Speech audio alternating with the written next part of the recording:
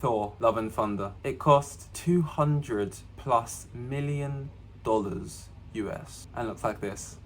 Black Widow looks like that though. Here's a picture of Groot in 2014. Here's a picture of Groot yesterday when I watched the movie. Marvel CGI. This isn't a topic or discussion about is Marvel CGI bad? Is CGI good for cinema? Should we be using practical effects? Because when you watch Stranger Things, there's a lot of that's practical in terms of the villain, and it actually looks quite good. The mixture of practical and CG and stuff. Should we try and do all that? Shut up. I'm not talking about that. More so about, is their CGI getting worse? Because I think that's more interesting. I think that's what's actually happening. I've noticed it. I'm sure you've noticed it. Kind of can't not notice it. The CGI is getting bad. The icing on top of the CGI cake was this mess. And yes, I feel sick still looking at it. I don't understand it. Like, I was looking at Groot as well, and he looks like a PlayStation 4 character. It's weird. Whenever they're in space now or they're in something mystical, I don't ever really believe it. These shots here, like, when I look at it, I can tell I'm just looking at a soundstage. They're not meant to be this, not meant to be that. Film bros trying to hate and dunk on Marvel. Let us enjoy our thing. The people saying that, like, you deserve better. You shouldn't be settling for mediocre, which is currently what you're doing. Like, the movies are going like this, visually and structurally, like, on all levels. They are getting worse. Like, Phase 4, like, it is confirmed now. Like, it's not great. I love No Way Home, so we're not talking about that. Can criticize these movies. Okay, they're in this lane, but they could still be doing so much better, and it's why Marvel will never have like a great movie, because the fans settle for what Marvel are currently putting out. So Marvel has no reason to put out anything else. Technology is not getting worse, you know, it has to be something else. So what's going on? I'm Kevin Feige, and along with my 3 movies coming out here, I'm going to have all these TV shows, these pretty bang average TV shows that are going to be looking on of the same level of our theatrical releases or in television form, and that's basically not true. This Marvel thing is getting bigger and bigger, and we can create these wilder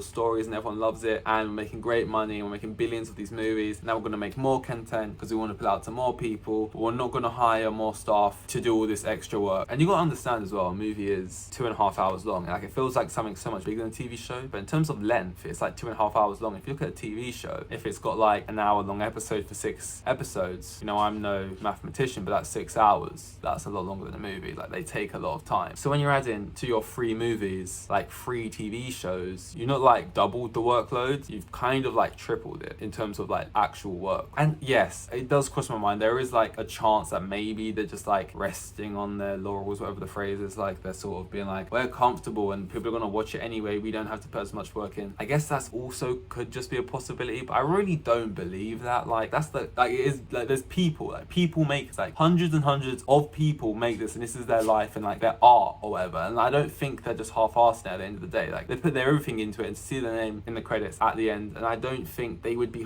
I just don't think they would do that with their craft. Like, I don't think that's what's going on. It has to be that they're just overworked, there's not enough people, and the deadlines are too short, and they're just trying to get too much stuff out, and there's not enough time, and you get this. I can't see anything else other than that. And it's one main thing, that one like big thing that Marvel had over DC. You know, you look at Justice League, and the villain looked like this, and you know, you look at Infinity War, and the villain looked like this, and it was like such a big, you know, gap and gulf in between like 2 franchises. You know, I watched Infinity War and I was taken back, but I was like, whoa, this is sick, this is amazing, I'm all in. I was like watching it with my eyes like this. I then tried to watch Justice League, and my eyes were like this because I was falling asleep. I was like, this is shit, and it looks like shit. But now, if DC's slowly trying to improve their CG and it's getting a bit better, and Marvel CG is going like this, they're going to meet in the middle, and so that huge gulf is kind of not there anymore. Black Panther's a movie that didn't have great reception with its CG in the first one, so you've actually got a room here to do like big improvements. So if it somehow looks worse, that first movie that already got that criticism, it's like, come on guys, it's not like Marvel using a bunch of CGI as like a completely new thing either. They, like Infinity War, I think 98% of the shots are all CG. It's not like something that's happened with just with Phase 4.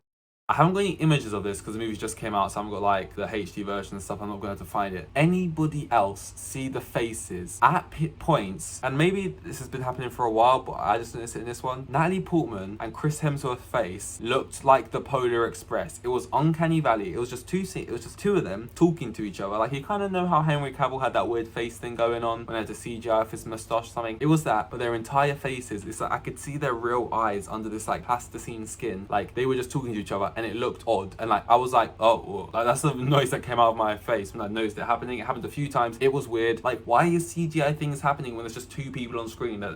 They're real people. Why is CGI mistakes go? Like, what are you doing on their faces? Like, why are you smoothing them out to shit? Chris Hemsworth, is he aging? Maybe. That's fine. They're smoothing out wrinkles. It's like, stop being weird about shit. It's the same way how they put Doctor Strange in this stupid fucking wig and smooth his face out to crap, and it's like he's aging. It's normal. Like, we don't have to. It's just like weird. Stop it. It's too much CGI, and it's not good CGI. If it was good, no one would care. Look at the thing in Doctor Strange's head. Look at the third eye. It doesn't look good. 1 minute now, because I need more oxygen. I don't know. This was a ramble, a tangent. I've got no answers for you. I can't go knocking on Kevin Feige's door and tell him, hey mate, fix up. He'll laugh in my face. He'll laugh in my face. There's so much question marks over Black Panther that I don't know what to think about that. I guess the next real thing I'm banking on at this stage is Guardians of the Galaxy Volume 3, whenever that comes out. James Gunn, like, if it doesn't feel the first two, then, and I'm gonna be able to tell within like the first 5 minutes, then I'll know Marvel might be over. If it does, then there's a chance. I haven't even talked about some of the story beats and like issues and all the other things that I feel like go on within Thor, Love and Thunder. I mean, I preferred it probably to Multiverse of Madness. Outside of the CGI, it wasn't exactly a perfect movie either. All I'll say is, you know, Christian Bale's kind of barely in it. But yeah, Marvel, bad CGI. That was me. You can give it one of those if you enjoyed it. You can sub a dubber if you want to, and yeah, I'm gonna go have a nap.